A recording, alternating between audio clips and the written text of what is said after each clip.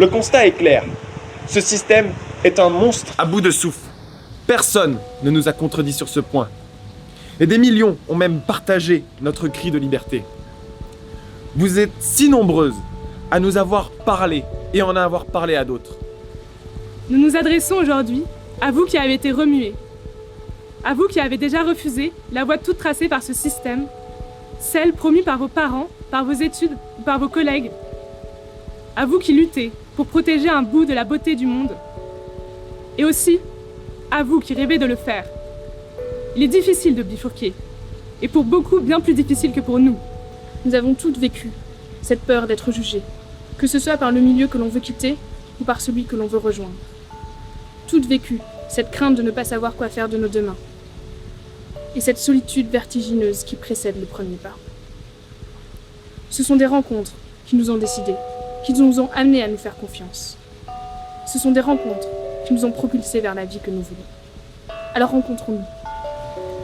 Désormais, ce qui importe, c'est ce qui va se passer dans les semaines qui viennent. Ce qui importe, c'est ce qui va être discuté maintenant. C'est ce qui va être fait maintenant, hors de l'écran que vous êtes en train de regarder. Vous, qui avez déjà bifurqué ou lutté, qui avez tant de choses à partager. Vous, qui hésitez ou qui rêvez de bifurquer, qui avez tant de choses à essayer. Commençons par déserter l'absurdité d'Internet, la fascination des écrans. Retrouvons-nous samedi à midi devant la mairie de la ville la plus proche, pour partager un repas, des idées, du concret. Pour nous donner les moyens de quitter nos boulots nuisibles sans craindre la fin du mois. Pour construire notre autonomie matérielle locale, sans les multinationales, sans les GAFAM et sans bureaucratie.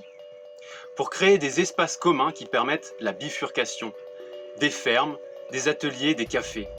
Pour nous réapproprier des savoirs et des savoir-faire, de la médecine au travail du bois, du potager à la poésie.